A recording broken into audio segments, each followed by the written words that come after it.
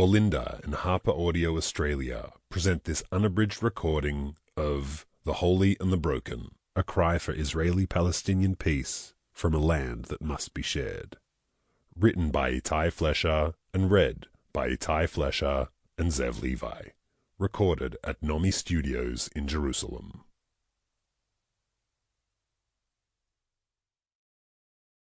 This book is dedicated to Mark Raphael Baker. He lived from 1959 to 2023.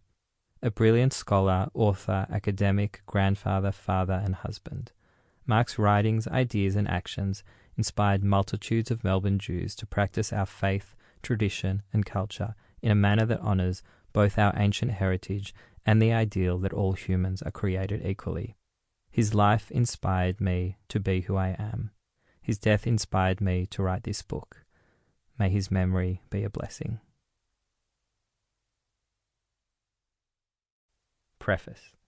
Walk past any busker with guitar on any day of the week in Jerusalem, and I guarantee you that if you wait long enough, you will eventually hear them play Leonard Cohen's Hallelujah.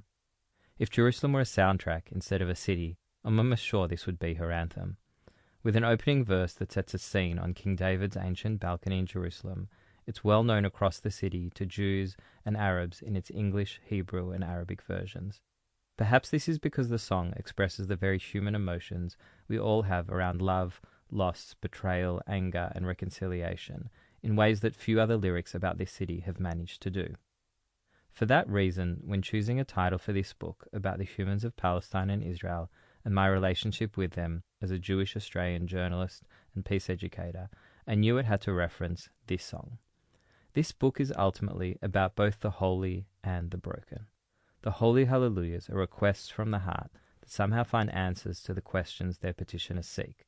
The broken hallelujahs are the multitudes of prayers, hopes, and dreams that go unanswered, yet live on more powerfully than one could ever imagine through our words, deeds, and actions. The Holy and the Broken was primarily written in 2024 during the war between Israel and Hamas in Gaza. I hope it achieves the goal I set for all the classes I have taught from Melbourne to Jerusalem and beyond, which is to comfort the troubled and trouble the comfortable. How to read this book. The Holy and the Broken is organised into 3 parts. The first section, chapters 1 to 5, covers my experience of October 7th and the development of my Jewish identity, as well as the history of Israel and Palestine. It delves into how we remember the past and considers the possible outcomes had different choices been made over the past 120 years. The second section, chapters 6 to 9, focuses on the importance of moral reckoning and the challenges of peacebuilding during the Israel-Gaza war, with an emphasis on the interfaith youth organisation Kids for Peace Jerusalem.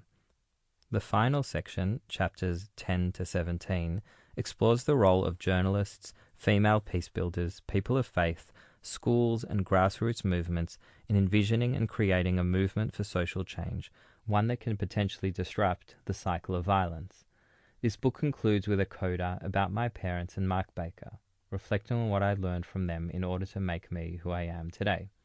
Finally, there are 3 timelines that may be a useful resource for those new to this subject matter. They provide overviews of the history of Israel and Palestine, Israel-Gaza wars and agreements, negotiations, and peace proposals. Feel free to read this book in order or start wherever your interest is strongest. It's your own adventure to choose. Ittay Flescher, Jerusalem, October 2024.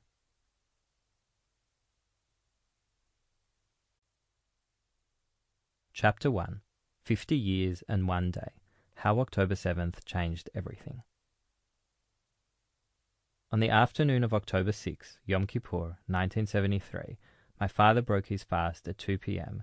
A siren sounded above the Ramat Gan synagogue north of Tel Aviv, where he had come to pray on the holiest day of the Jewish calendar. Within hours, he had replaced his white shirt and talit for army greens and was off to war, the third in his life at only 23 years of age.